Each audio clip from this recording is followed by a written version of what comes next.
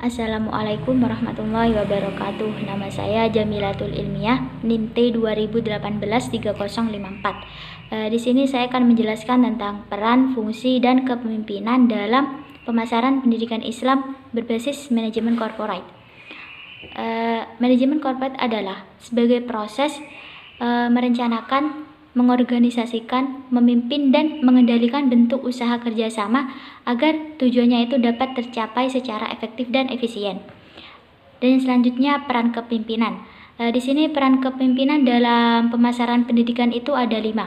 Yang pertama sebagai perencana, dan yang kedua menerapkan fungsi-fungsi manajemen, yang ketiga sebagai supervisor, dan yang keempat sebagai komunikator, dan yang terakhir sebagai evaluator. Yang pertama sebagai perencana.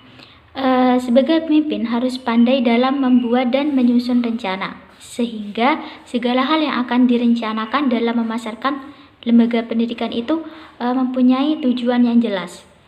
Dan yang kedua, menerapkan fungsi-fungsi manajemen. Sebagai pemimpin atau sebagai pemimpin lembaga dituntut untuk menyusun struktur organisasi yang tepat dan menempatkan staf atau karyawan sesuai dengan keahliannya, seperti itu. Dan yang ketiga sebagai supervisor.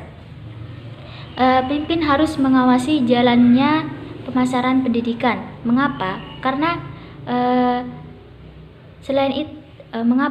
Karena pemimpin harus memperhatikan kualitas staf atau karyawannya, dan itu dapat meningkatkan sumber daya yang ada di lembaga tersebut, dan juga untuk meningkatkan.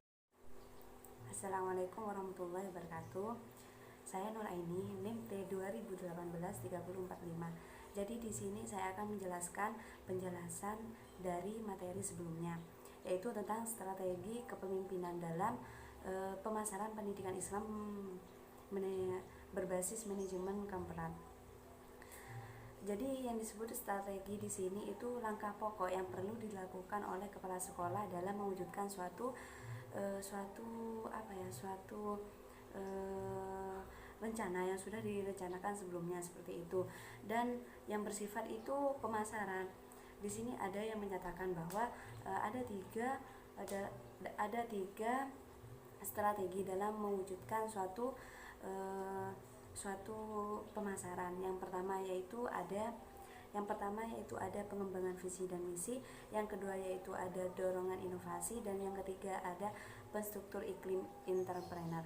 Langsung aja, yang pertama yaitu mengembangkan visi dan misi. Itu merupakan gambaran cita-cita yang hendak sekolah itu ingin dicapai, seperti itu. Jadi sekolah itu memiliki visi yang misi yang jelas, yang kedepannya itu mereka itu akan memotivasi mereka untuk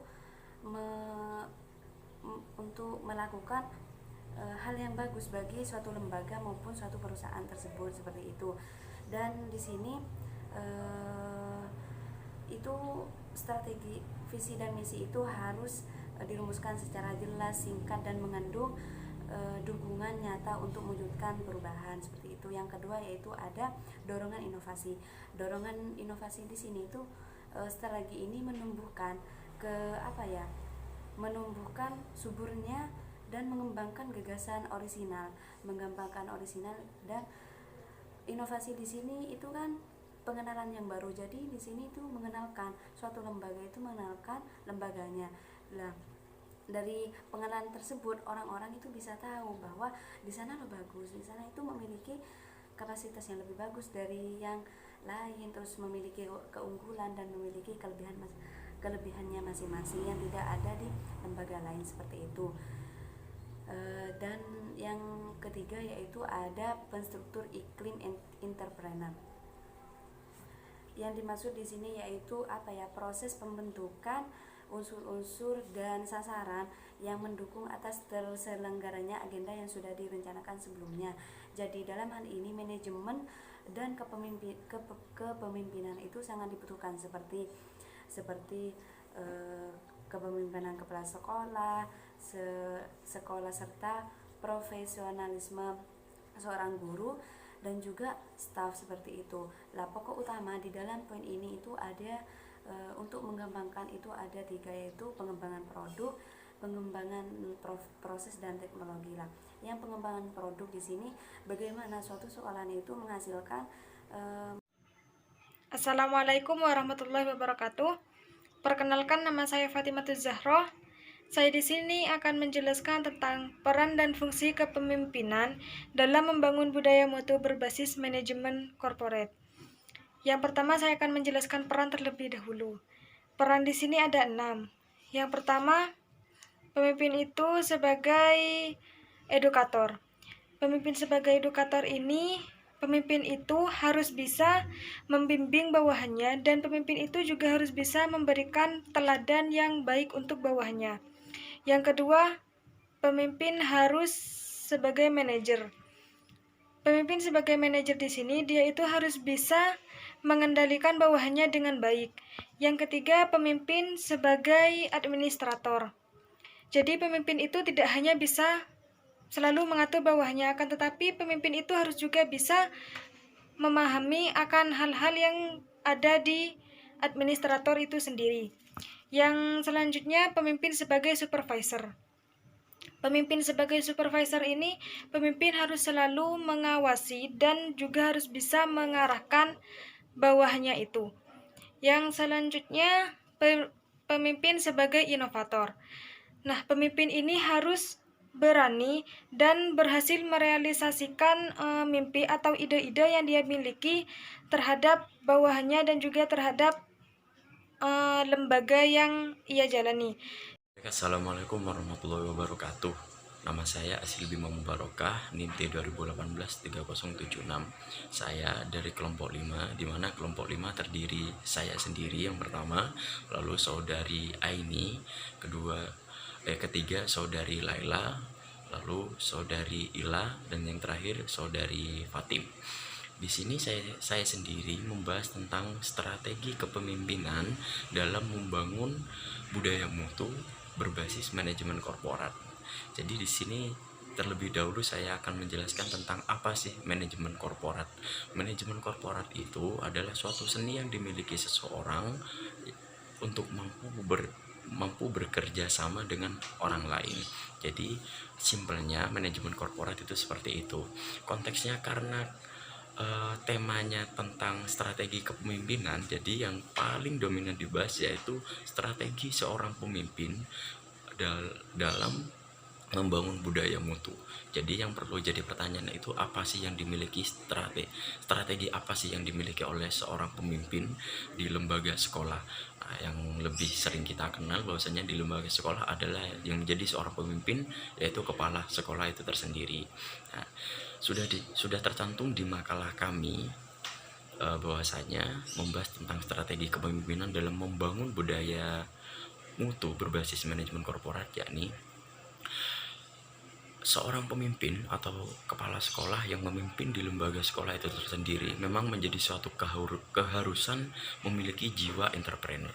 Jadi mengapa memiliki jiwa entrepreneur? Agar memiliki rasa bisa bekerja sama dengan orang lain. Jadi seperti itu. Jadi itu penting banget untuk bisa ngembangin lembaganya ke lembaga satu dan lembaga yang lainnya. Jadi konteksnya, tujuannya mengapa seorang pemimpin memiliki jiwa entrepreneur, agar mengetahui bagaimana caranya bekerja sama, untuk mengetahui bagaimana strategi yang dimiliki untuk mengembangkan mutu di lembaga sekolah itu tersendiri. Nah, memahami tentang mutu itu kan esensinya tentang nilai, ketinggian nilai. Assalamualaikum warahmatullahi wabarakatuh. Nama saya Siti Syaibah Faikotulha, NIM T 2018-3044. Di sini saya akan melanjutkan penjelasan dari teman-teman sebelumnya. Materi saya adalah peran dan fungsi kepemimpinan dalam meningkatkan produktivitas kinerja organisasi. Yang pertama adalah peranan pribadi. Yang dimaksud peranan pribadi di sini adalah pimpinan organisasi merupakan figur atau contoh bagi organisasi. Yang kedua adalah pimpinan dapat mengarahkan, memberi perintah, bimbingan, dan memberi petunjuk bagi anggota organisasinya. Maksudnya itu bisa membimbing organisasinya jika bawahannya itu tidak paham dengan tugas yang diembannya. Selanjutnya adalah pimpinan itu sebagai penghubung antar organisasi. Selanjutnya yang kedua adalah ada peranan membuat keputusan. Peranan pembuat keputusan ini adalah pemimpin itu harus memiliki keahlian yang lebih sesuai dengan jabatan yang dimilikinya, dan juga pemimpin itu harus memiliki kemampuan pengalaman yang lebih tinggi daripada seluruh pegawainya. Selanjutnya adalah pemimpin itu memiliki wewenang untuk mengatur, misalnya memerintahkan pegawainya untuk melakukan hal-hal yang harus dikerjakan. Selanjutnya ada peranan sumber informasi. Yang dimaksud di sini adalah pemimpin itu harus mampu memonitor dan menyaring berbagai informasi yang jelas sumbernya, agar pegawainya tidak salah mendapatkan informasi. Selanjutnya itu adalah pemimpin itu harus berperan sebagai pembicara atau pengambil keputusan. Misalnya seperti dalam melakukan musyawarah. Selanjutnya ada fungsi kepemimpinan.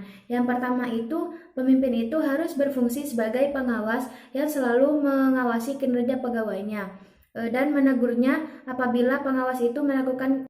Oke, perkenalkan, nama saya Laila Uswatun Hasanah, NIM T2018-3072. Di sini saya akan melanjutkan penjelasan dari pemateri sebelumnya, dan saya akan menjelaskan tentang strategi dalam meningkatkan produktivitas kinerja organisasi berbasis manajemen. Oke, dan tentunya dalam organisasi selalu mempunyai strategi untuk mencapai visi, misi, dan tujuan yang sudah ditetapkan oleh organisasi tersebut. Dan keberhasilan organisasi pada umumnya sangat tergantung pada tingkat produktivitas orang-orang yang terlibat di dalamnya. Jadi jika ingin organisasi tercapai atau mencapai visi, misi, dan tujuan yang telah direncanakan, tindakan pertama yang perlu dilakukan yaitu berupaya meningkatkan produktivitas orang-orang yang terlibat di dalamnya. Dan produktivitas akan muncul jika orang-orang yang terlibat di dalamnya mengetahui apa yang diharapkan dari kinerjanya dan memiliki kompetensi yang memadai untuk memenuhi harapan itu dan mendapatkan imbal hasil yang sesuai dengan hasil kinerjanya. Dan di sini terdapat beberapa aspek-aspek strategi organisasi. Yang pertama yaitu sifat, yang kedua motif-motif, yang ketiga sistem nilai, yang keempat sikap, yang kelima pengetahuan, dan yang terakhir yaitu keterampilan.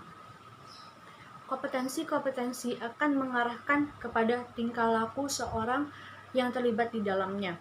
Sedangkan tingkah laku tersebut akan menghasilkan produktivitas hasil kinerjanya. Sekian dari saya. Mungkin ada yang salah, ada yang kurang, mohon maaf. Wassalamualaikum warahmatullahi wabarakatuh.